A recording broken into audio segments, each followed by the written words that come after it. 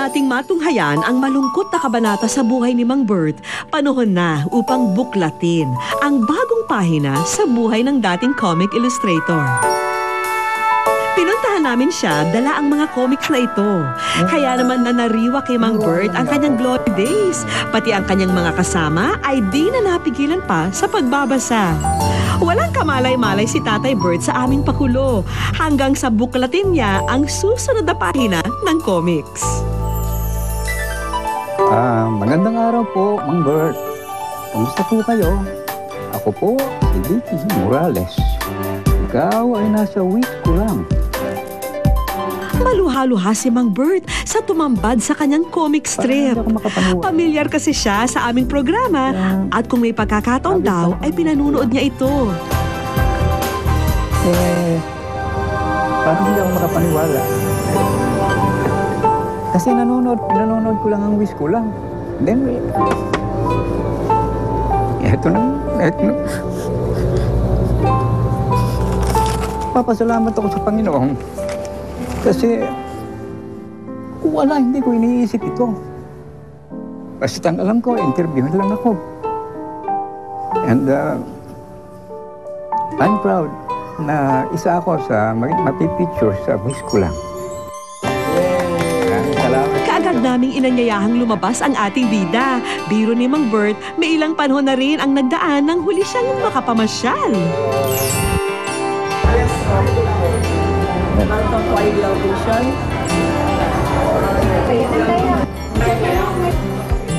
Bukod sa eye check-up, handog din nila ang hindi lang isa, hindi lang dalawa, kundi 3 salamin para kay Mang Bert.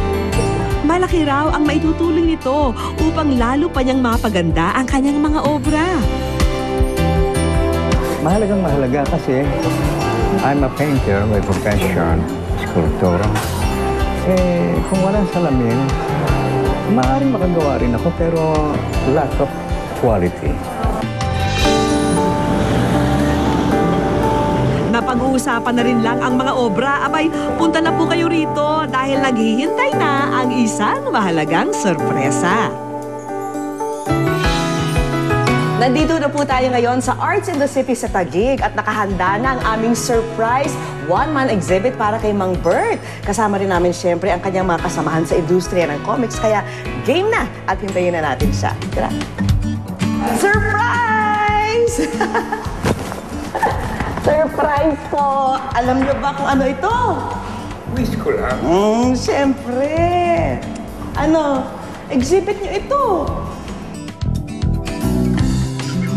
Batid ko na natupad namin ang matagal nang inaasam ng isang tunay na alagad ng sining. Anong feeling niyo nga pag nakikita niyo yung mga artwork na dito sa isang sikat na gallery? Hindi ako makapaniwala kasi ito ba naman katulad ko na ang tagal ko na sa mga art na pero ngayon lamang nangyari sa buhay ko. It's an honor. Hindi, the honor is mine po. Dahil imagine, na kadaupang palad ko kayo na ang gagaling ko ng mga obra niyo. Bukas palad ding inalay ng museo nito ang kanilang lugar para ma-exhibit ang mga obra maestra ni Mang Bert sa loob ng 10 araw. At tila may mga bisita agad ang one-man show ni Mang Bert. Nabanggit niyo rin na namimiss niyo yung mga kasamahan niyo, di ba? Gusto niyo lumingon? Tignan niyo po kung sino nandito. Walang iba kundi ang mga dating kaibigan at katrabaho niya.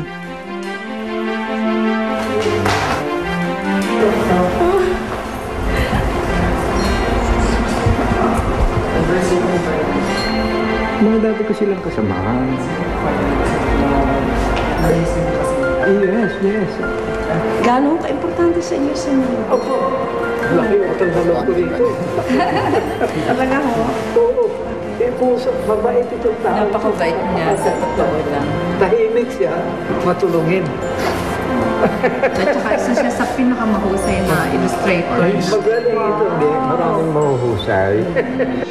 May hatid ding pagkilala ang dating publishing house na kanyang pinagsilbihan. Gusto kong kilalanin pa rin si Bert Lopez bilang isa sa pinakamahusay na artist ng ACE at saka ng Atlas Publishing.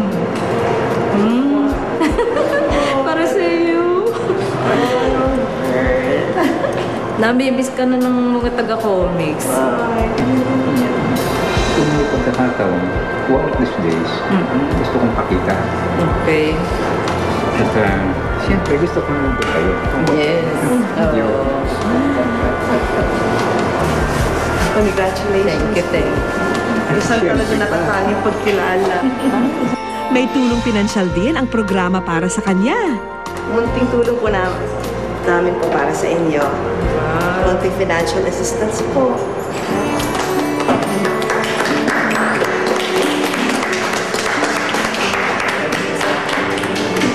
In-invite ko si Mang Bert kasi meron kaming annual comics convention.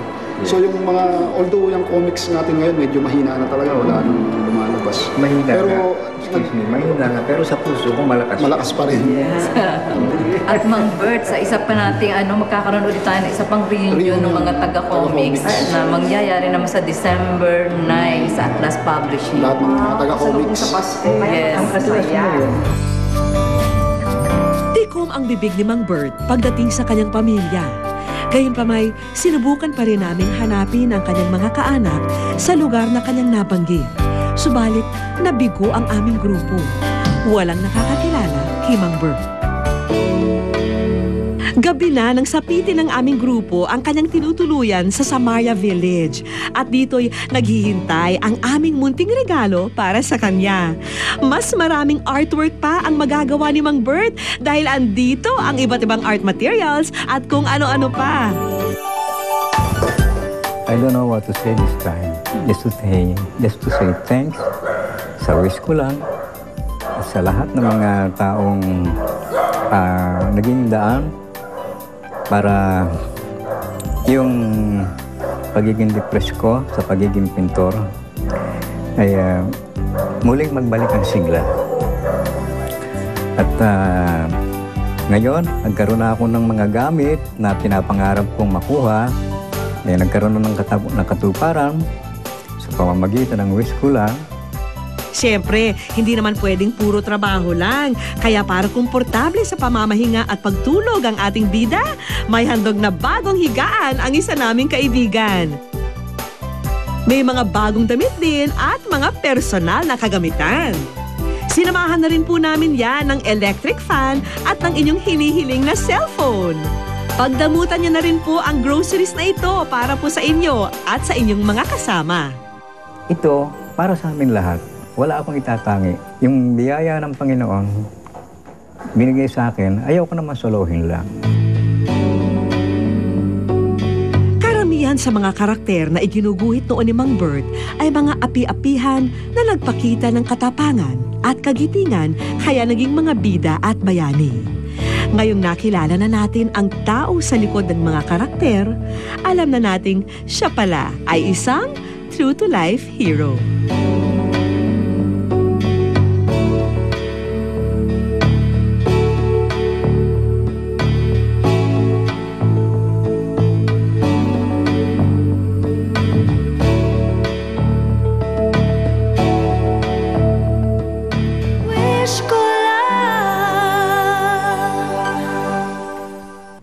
Susunod, ang halos 2 dekadang hiling ni Maricar na makabalik sa probinsyang nilisan. Namimiss ko na nga sila eh. Kasi parang ang hirap. Siyempre, di ba, pag may pamilya ka, hindi naman lahat ng pamilya, perfecto, hindi. Minsan may, din. Kaya minsan kailangan ko siya, kailangan ko nanay ko, kailangan tatay ko. Kung may advice ba nila para sa akin, wala eh.